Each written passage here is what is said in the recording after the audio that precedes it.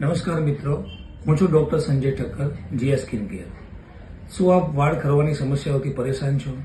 શું આપ ઈચ્છો છો કે આપણા ગયેલા વાળ પાછા આવે?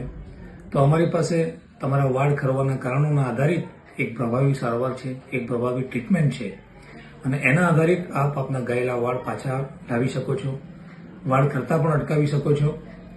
તો આપ ચોક્કસ અમારો સંપર્ક કરો. આ સાથે કેટલાક અમારી ક્લિનિકના રિઝલ્ટ શેર કરી રહ્યો છું.